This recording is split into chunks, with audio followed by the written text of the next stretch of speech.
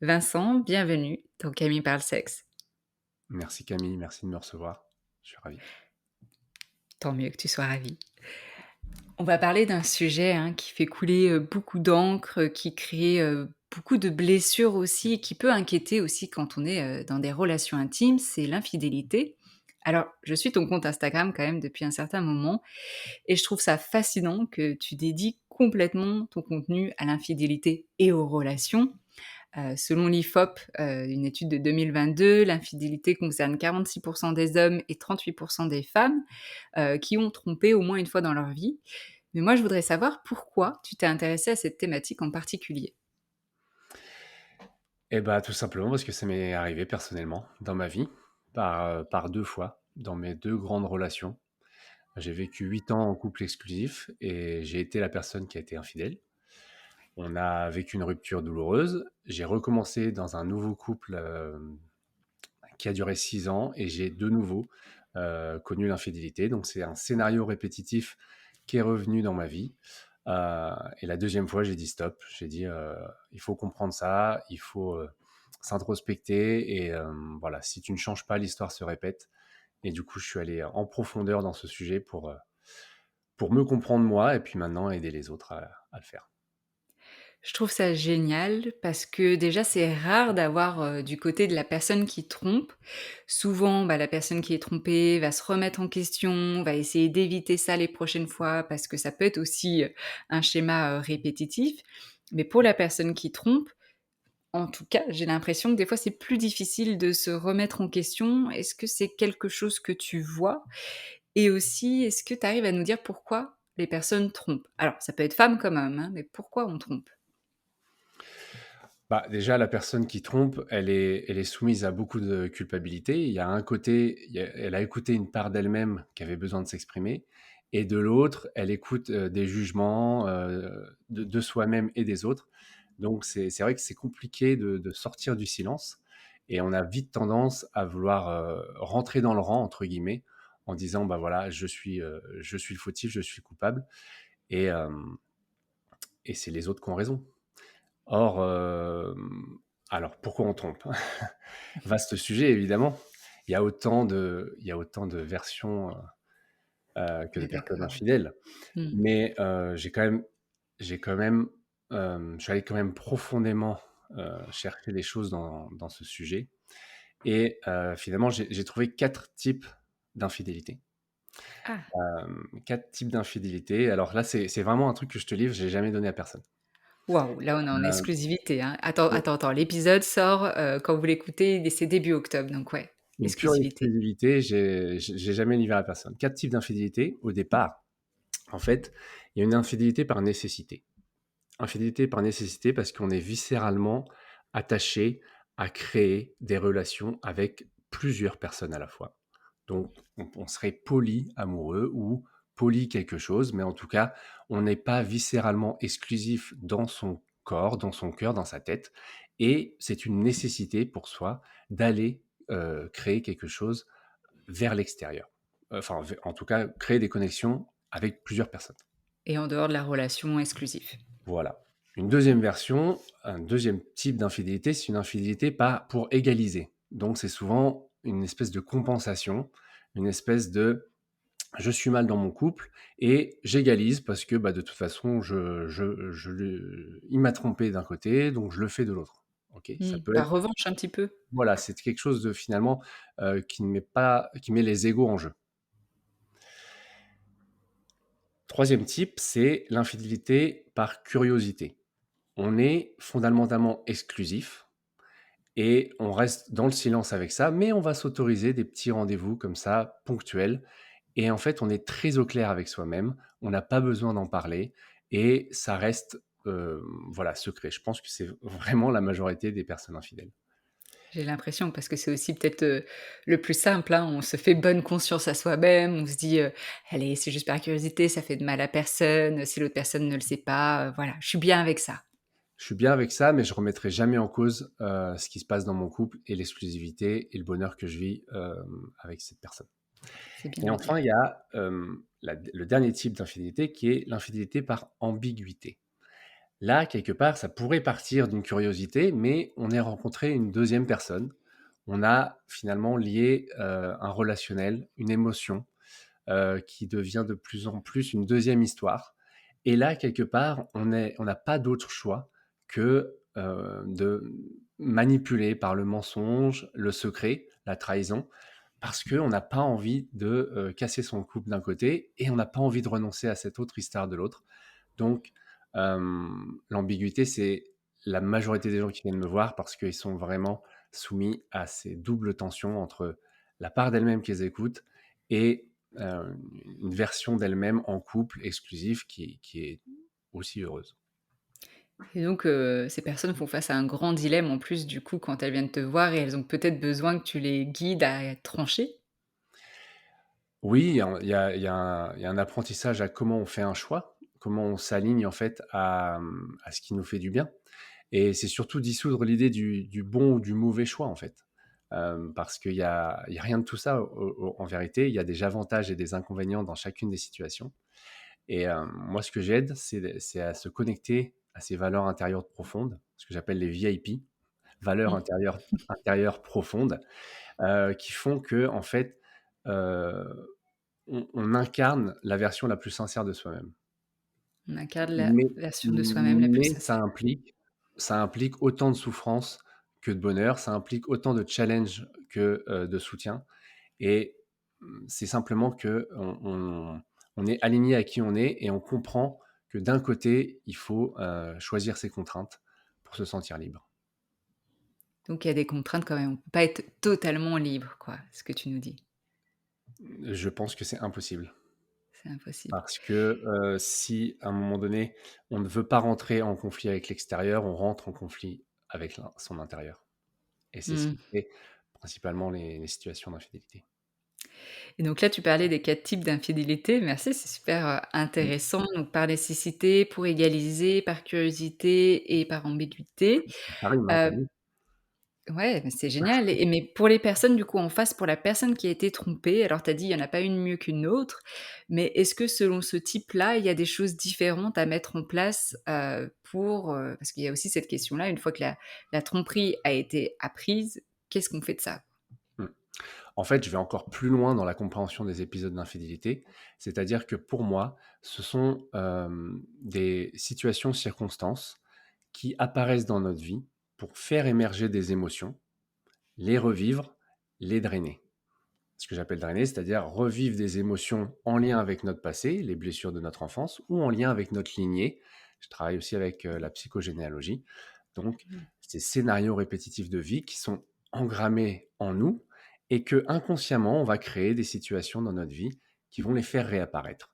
Et les situations d'infidélité sont des stratégies inconscientes pour refaire revivre ces émotions, que ce soit d'ailleurs pour la personne qui trompe, comme pour la personne trompée, comme pour la personne amant-amante. Finalement, on se rend compte qu'on est tous dans le même bateau à essayer de chercher du sens et, euh, et de se rencontrer soi-même. Et avec l'infidélité, comme tu dis, on parle souvent de blessures, blessures de trahison ou réveiller des blessures d'enfance, même transgénérationnelles. En quoi les situations d'infidélité peuvent réveiller nos blessures du passé? Bah, comme tu l'as dit, ça amène des situations donc d'abandon. Donc je me sens abandonné par mon conjoint qui va en aimer une autre. Ça réveille des blessures de trahison. Donc je trahis avant d'être trahi. C'est ce Mmh. qu'on a connu aussi dans l'enfance, potentiellement en lien avec ses parents, ou que sa lignée a connu aussi. Voilà, le rejet, enfin voilà, toutes ces blessures qu'on connaît finalement apparaissent à ce niveau-là. À ce niveau-là. Et donc ça mérite, comme tu disais, pour la personne qui a été trompée, la personne qui trompe, voir s'il y a une troisième personne, donc l'amante, l'amant, de faire un travail sur soi aussi alors? Parce que ça veut dire beaucoup? J'ai une phrase que j'aime beaucoup, c'est la plus belle aventure, c'est celle qui mène vers soi. Et donc, de nos aventures extra-conjugales, évidemment, c'est un message de la vie qui nous amène à se réaligner à soi-même et à se rencontrer, ouais, principalement soi, Mmh. en lien avec les situations compliquées. Oui, Parce que là, ça donne presque envie, de vivre des situations d'infidélité, mais on sait que ça peut être aussi très traumatisant, que ça, casse la confiance dans le couple, la confiance en soi, on se sent humilié, on sait plus comment on peut faire couple. J'imagine que quand tu accueilles, des couples ou des individus, pendant ou après des épisodes d'infidélité, c'est pas évident à gérer émotionnellement. Absolument, il y a des étapes, dans lesquelles il faut nécessairement passer. Donc c'est toutes les phases de deuil. Enfin moi je parle de l'étape d'accueillir. Finalement, c'est qu'est-ce qui est vivant aujourd'hui? OK? Lorsque je rencontre une trahison, lorsque, mon conjoint, enfin lorsque mon amant ne me répond plus parce que, il s'est fait griller de son côté et du coup il a coupé toutes les communications. Qu'est-ce qui est vivant en moi quand, quand je suis découvert et que j'ai toute cette culpabilité d'avoir bousillé une partie de, de mon existant. Voilà, donc vraiment pour moi, la première étape, c'est prendre le temps d'accueillir, c'est quoi les émotions, c'est quoi mes besoins, et quelle stratégie aujourd'hui je mets en place, et est-ce que c'est bénéfique pour moi, pour mon couple et pour mes projets de vie. Waouh! Tout un cheminement quoi, comme tu disais et il y a une question qui revenait, de la part des abonnés, c'est: «Est-ce que l'infidélité, c'est un passage obligé chez les couples qui durent?» Hmm. Euh, je pense que chacun a ses stratégies pour trouver en fait l'alignement et faire en sorte que son couple ait du challenge. Euh, je pense que le désir, et tu en parles parfaitement dans tes podcasts, le désir est par essence versatile et il n'est pas en lien avec une seule et même personne. Et donc, tout le monde, je pense, à un moment donné, sera confronté à cette énergie de désir qui apparaît. Euh, et donc après, est-ce que ça mène vers une infidélité? Je ne sais pas. Mais en tout cas, cette énergie de désir vers une autre personne extérieure à son couple et à sa relation exclusive, ça, je suis convaincu que tout le monde pourra à un moment donné le ressentir. Et donc, c'est à ce moment-là que le challenge apparaît. Et si on met de la conscience dessus, euh, nécessairement, c'est un parcours obligé pour grimper un peu en conscience.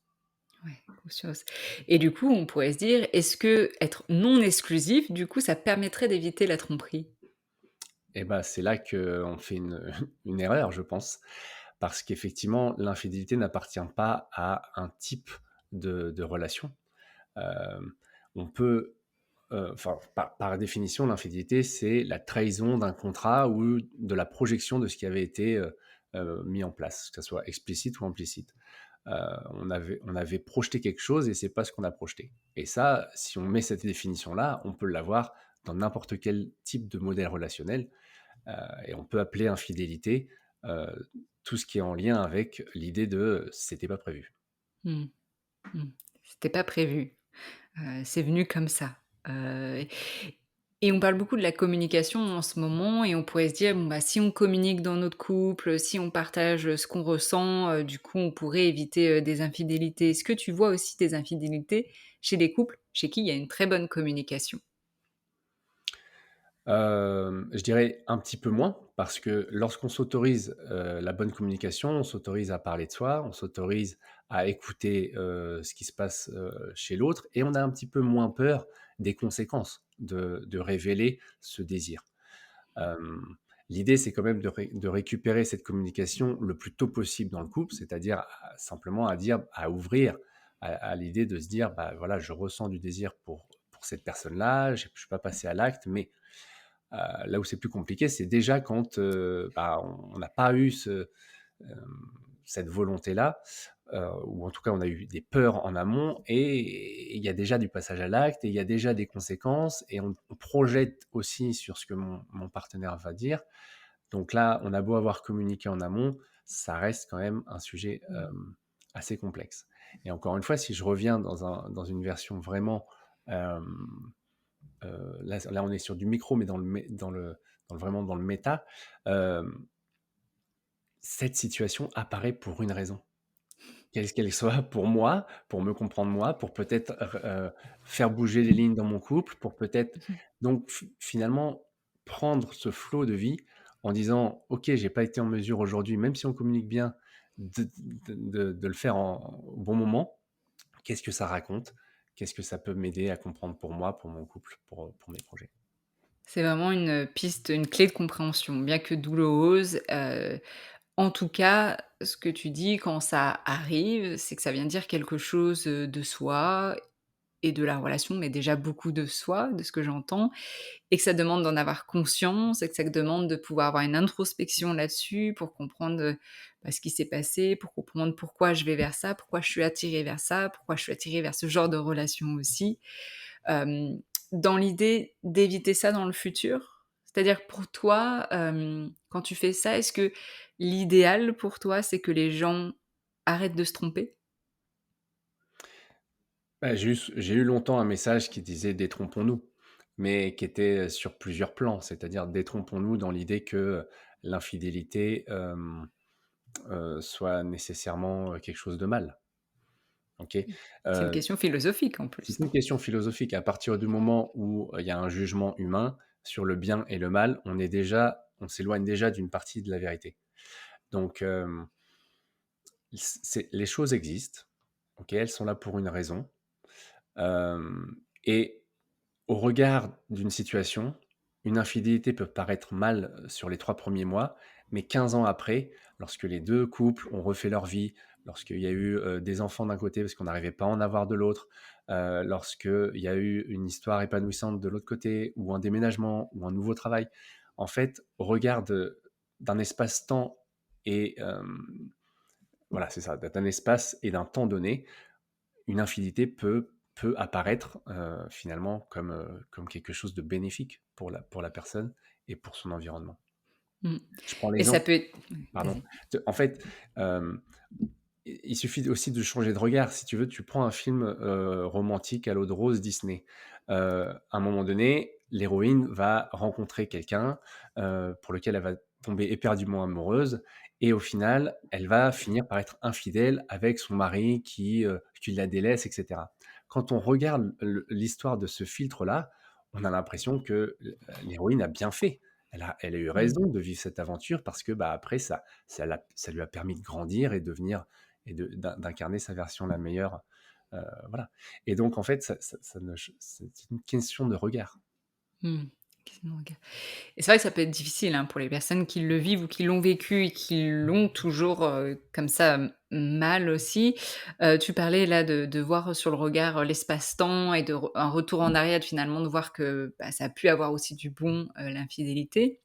Il y a même là aussi un couple que je suis, donc c'est aussi tout récent, un couple de 25 ans et c'est tout récent et finalement, la personne trompée dit: «Mais en fait, ça a été bénéfique parce que ça a permis de réduire un poids sur notre sexualité de couple, le fait qu'ils puissent vivre des relations et qu'en même temps, pour la personne qui trompe, ça a permis de pour la première fois de parler vraiment de sexualité en plus de 20 ans de relation et de découvrir finalement sa partenaire sous un autre regard et qu'il puisse explorer un peu plus la sexualité. Ça n'empêche pas qu'il y a des bas, mais en tout cas, ils ont réussi à trouver le côté positif de ça, que ça a été un réveil pour mettre du mouvement dans la relation qui s'était peut-être figée dans quelque chose qui ne leur convenait pas du tout aux 2 personnes. Absolument. Ouais, je te rejoins tout à fait.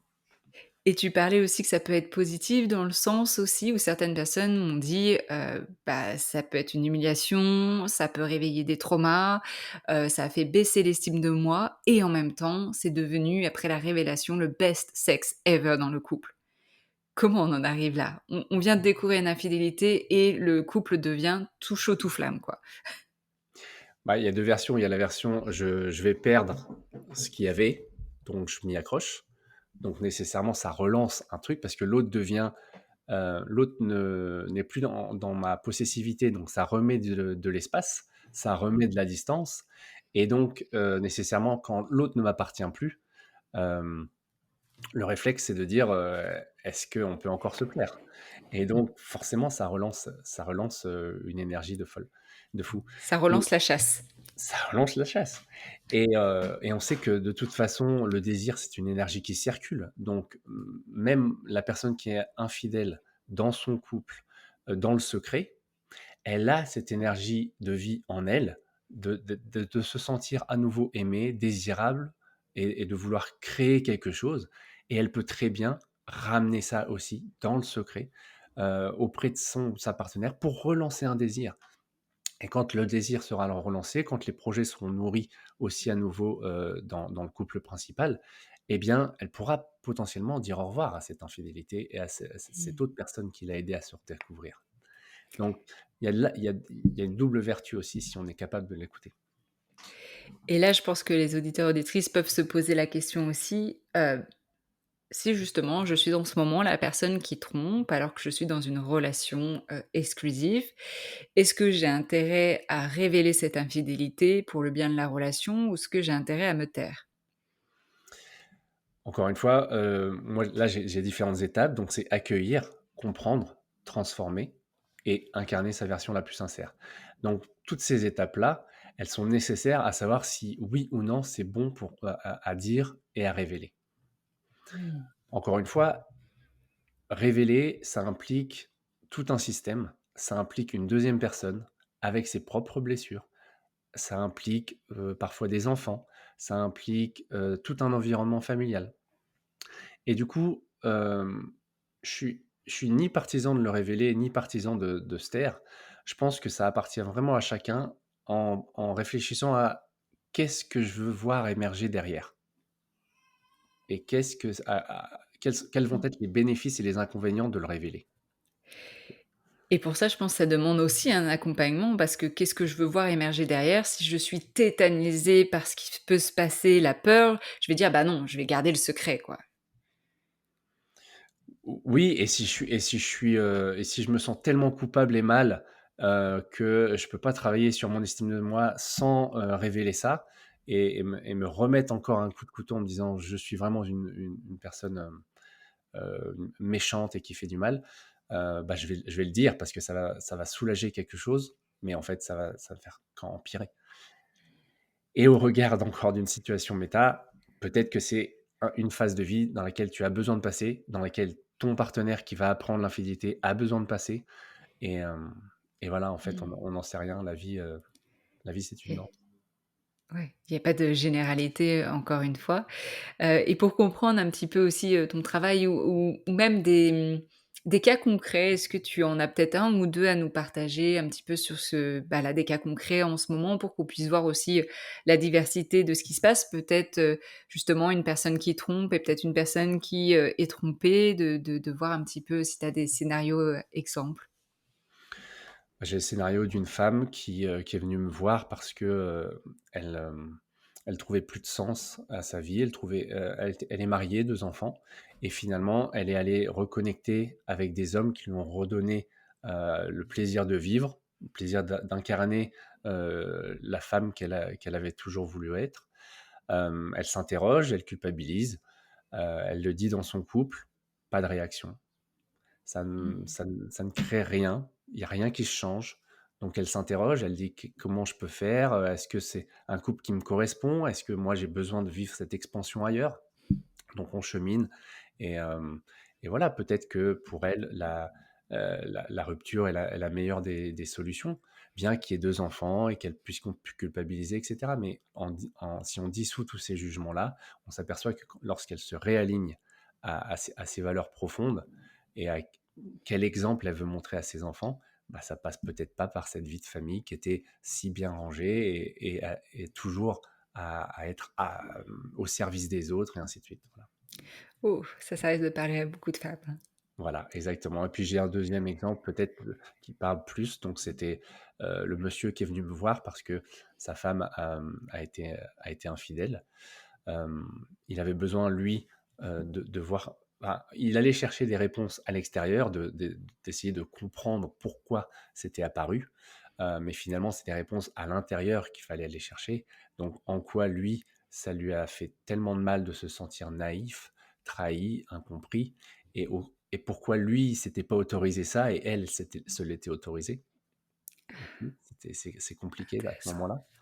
Hem On a travaillé aussi, alors après j'ai travaillé avec sa femme aussi qui était, qui avait beaucoup de culpabilité. On a travaillé en transgénérationnel, on a fait émerger des scénarios répétitifs de vie qui étaient dans sa lignée et ça a levé beaucoup de honte et de culpabilité. Elle est arrivée avec une autre énergie dans le couple et ils ont décidé de continuer de se choisir ensemble pour essayer de s'accueillir chacun dans les blessures de l'autre. Donc Mmh. on travaille sur la communication, sur l'ouverture, sur, hem, aider l'autre à identifier sa propre blessure, parce que je pense que pour moi, le couple, à ce moment-là, il a un choix à faire et c'est est-ce qu'on a envie de travailler main dans la main ensemble pour grandir et être plus conscient et continuer cette famille qui nous plaît ou c'est trop douloureux et on est mieux à se laisser. Et ça, c'est Mmh. on ne saura jamais, mais en tout cas, ils travaillent ensemble et aujourd'hui, ils cheminent, à 2 avec C'est leurs un enfants. cheminement. Ah, C'est ouais, ça. c'est vraiment un cheminement et ce que j'aime bien aussi, ce que tu disais, souvent aussi par rapport à la confiance, parce qu'on se dit quand il y a tromperie, bah, du coup, on a du mal à refaire confiance. Comment refaire confiance? Et tu dis: «Refaire confiance, c'est un véritable choix». Exactement, ouais. La confiance, c'est un choix et la confiance, ça inclut se faire confiance à soi-même. C'est-à-dire, quand j'ai trompé, est-ce que je vais être en mesure de faire différemment? Donc je me fais Mmh confiance mh. à moi-même. Se faire confiance à l'autre. Donc est-ce que tout ce qui a émergé sur, bah, voilà, il y avait ce truc dans notre relation qui dysfonctionnait, j'avais besoin de ça. Est-ce que ça va bouger ou voilà, est-ce que je fais confiance à l'autre pour nous amener un petit peu ailleurs, lui et moi? Et confiance en la relation, quoi. Est-ce qu'on est capable d'encenser des moments de qualité ensemble? Est-ce qu'on est capable de créer un projet de vie qui nous correspond à tous les 2? Mmh. D'ailleurs, c'est la question, hein, qui revient souvent. Est-ce qu'on peut continuer à faire couple après, après une infidélité ou des infidélités d'ailleurs? Est-ce qu'il y a une différence, hein, s'il y en a une ou plusieurs?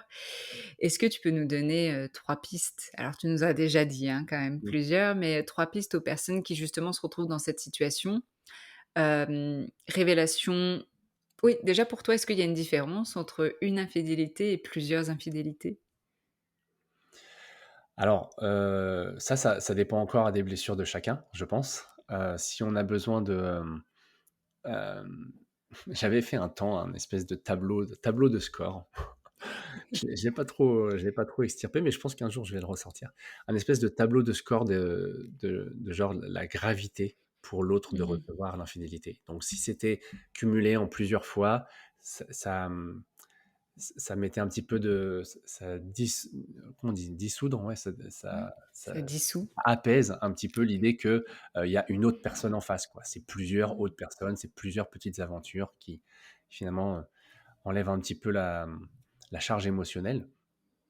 Heu, la question était du coup de savoir si Oui, c'était il y a eu plusieurs questions, hein, dans ma question. La première qui était du coup, est-ce que tu vois ou en tout cas dans le cheminement, est-ce que c'est différent entre, s'il y a eu une infidélité ou plusieurs? alors s'il y a eu plusieurs infidélités, c'est déjà qu'il y a eu plusieurs communications. Parce que souvent, on en révèle une, puis une deuxième, puis une troisième, et finalement, quand on dit plusieurs, il y en a sans doute plusieurs que plusieurs.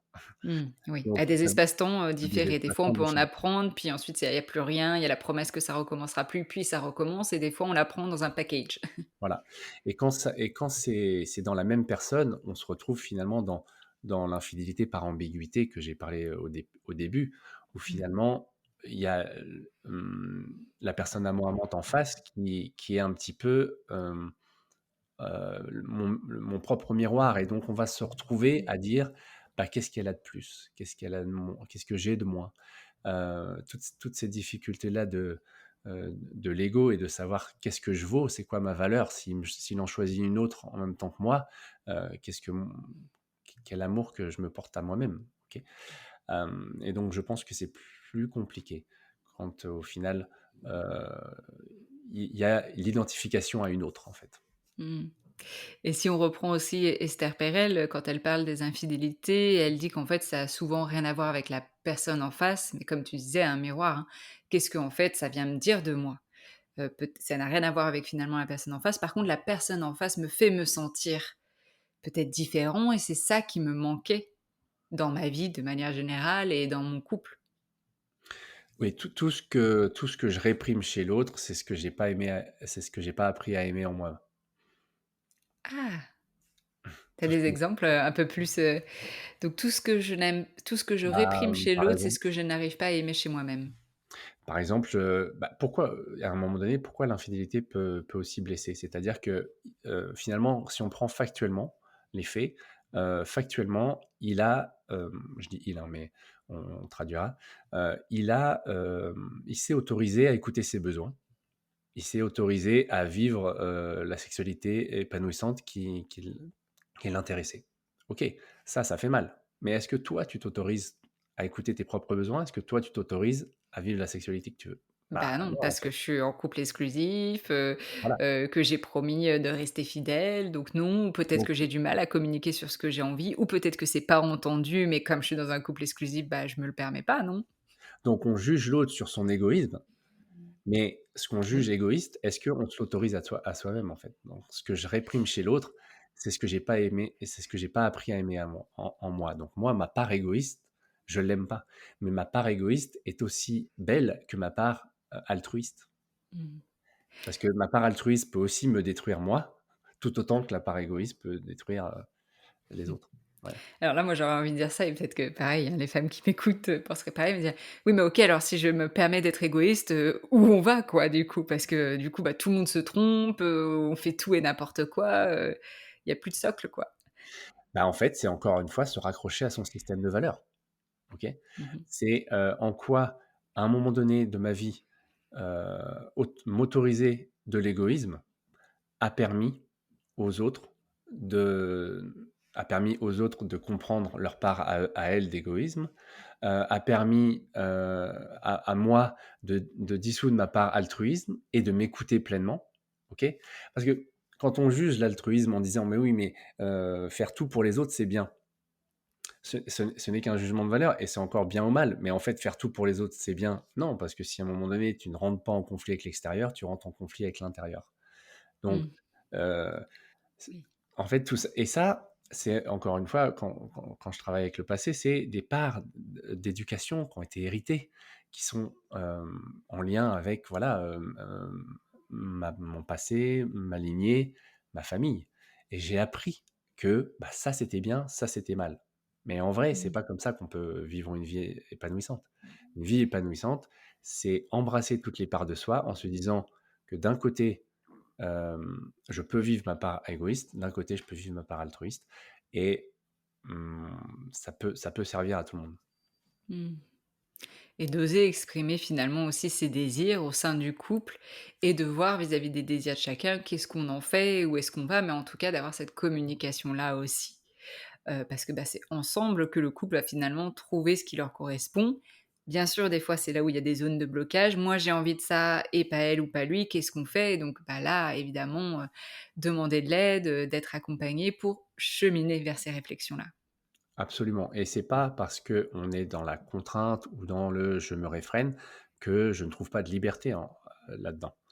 Heu, on peut très bien, s'autoriser, à fixer des limites claires et avoir énormément de bonheur à les respecter.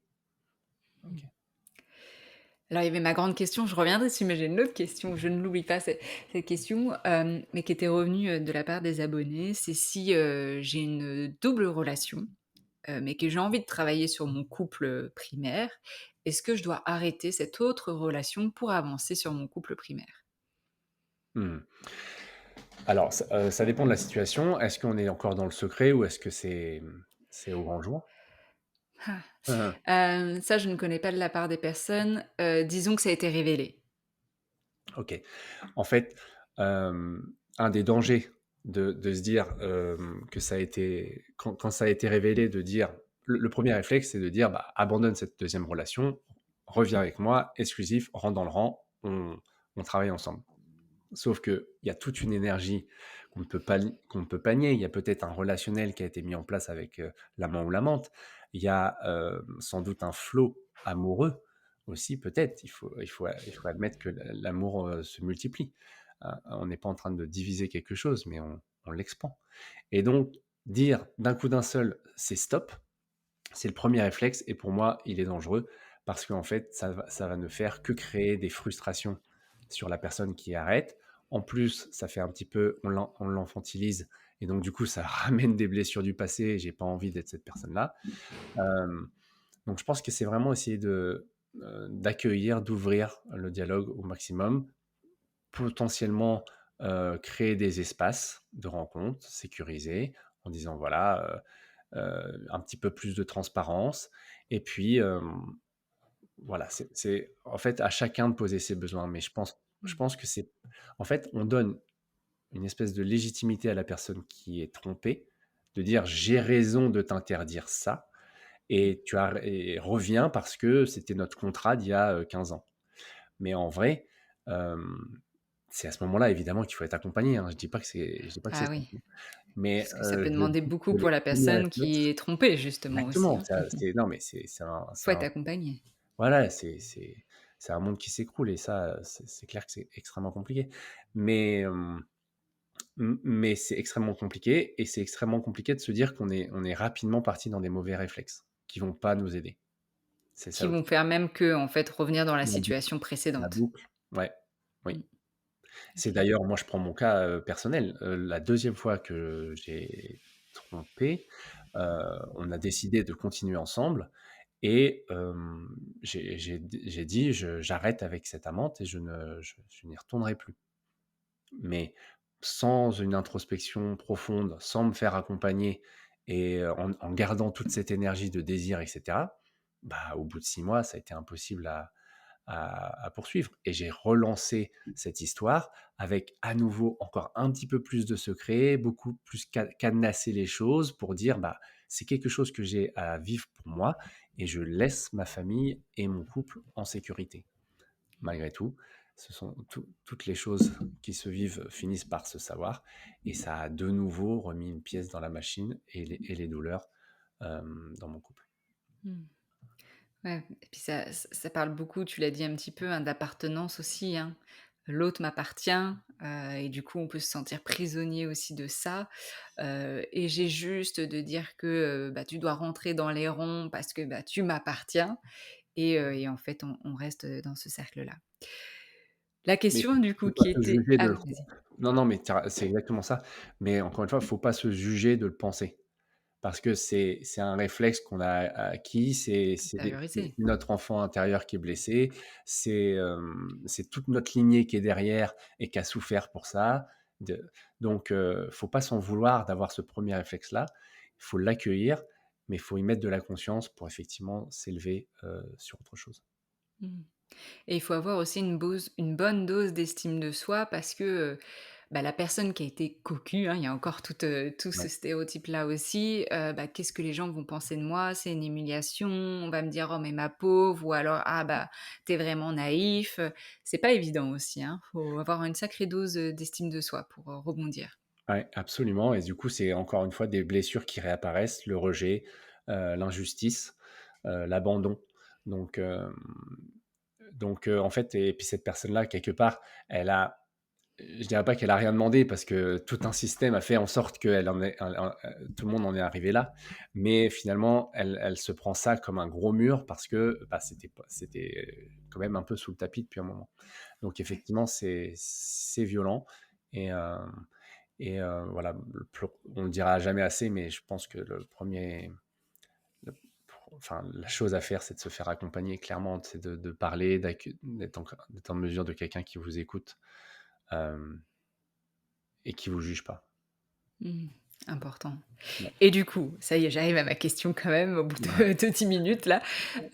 Peux-tu donner 3 conseils justement aux personnes qui se retrouvent, dans cette situation, de tromperie, qui, on va dire, va suivre un processus d'accompagnement, hein, peut-être, vont le commencer bientôt. 3 conseils à ces personnes-là. Heu, je vais en donner 8. Waouh! Allez, c'est parti. Non, c'est très en fait, moi, je parle des 8 curiosités pour dépasser l'infidélité et donc pour moi, on ne peut pas, dépasser une crise, adultère sans passer par ces phases-là. Donc il y a la première phase, c'est la phase de compréhension, ce que j'ai dit tout à l'heure, accueillir qu'est-ce que je vis, mes besoins et et mes émotions. Une phase de communication entre partenaires, la reprise en main de sa confiance et celle de l'autre, la discussion autour d'un contrat. qu'est-ce qu'on fait de notre relation et comment on le fait évoluer. L'apprentissage au choix, qu'est-ce que je fais, quels sont les choix que je fais pour moi, pour mon couple, pour ma famille. Un travail sur les croyances. Est-ce que ce que je le pense vraiment ou est-ce que c'est quelque chose que j'ai hérité? Un travail sur le corps et ma sexualité, tout ce désir, tout ce feu qui est en moi, cette libido, soit qui est en berne, soit qui est en volcan, comment je la travaille et comment ça me ramène à moi-même. Et un travail sur la clairvoyance, ce que j'appelle, donc la clairvoyance, c'est un travail sur sa lignée, sur la transgénérationnelle, sur tous les messages que j'ai hérités Mmh. et qui finalement me font répéter un scénario euh, et m'appellent à incarner une version différente de moi-même. Donc voilà, si on passe par ces 8 curiosités, encore une fois, curiosité, ça vient du latin, cura, prendre soin. Donc Mmh. on a envie de prendre soin de soi, de l'autre, de son couple. Et si on passe par ces phases-là, confiance, comprendre, communication, contrat, choix, croyance, corps et clairvoyance, alors on peut dépasser la crise. Waouh! Merci Vincent. Est-ce qu'il y a un mot, un mot important, un message important à transmettre justement, aux personnes, qui passent par là? Il y a plein de messages importants là que tu nous as transmis, mais là, si les personnes devaient retenir qu'une seule chose en écoutant ce podcast, qu'est-ce que tu aimerais qu'elles retiennent? La plus belle des aventures, c'est celle qui mène vers soi. Merci Vincent. Les personnes peuvent te retrouver sur ton compte Instagram. Dis-nous tout. Où est-ce qu'on peut te retrouver? Exactement, compte Instagram, Vincent Liandra, programme Amourapi. Donc j'aide les personnes à devenir plus confiantes et résilientes à travers donc ces épisodes de crise autour de l'infidélité voilà, pour dépasser ça alors à travers un programme qui va prochainement sortir et des coachings individuels. Super, merci et je tiens vraiment à remercier, ton compte Instagram parce que ça a permis, de voir l'infidélité aussi sous un autre regard, hein. Plutôt, je te dirais, plutôt la personne qui trompe et d'essayer de comprendre aussi, cet aspect-là et je trouve que tu apportes beaucoup de légèreté aussi sur un thème, aussi lourd, aussi déstabilisant et des fois traumatisant et je pense que, bah, ça fait du bien à beaucoup de personnes donc merci pour tout ça. Merci beaucoup à toi, merci pour ce podcast, merci pour ce que tu fais évidemment. Il y a eu beaucoup de philosophique dans tout ce qu'on a raconté, euh, mais, euh, mais la vérité, c'est ce qui se passe dans les gens, chez les gens. Et, euh, et notre métier aussi, c'est de ramener cette philosophie au sein d'un quotidien, au sein de quelque chose de concret pour la personne, comment on fait avec ce qui est vivant aujourd'hui. Et ça, c'est important.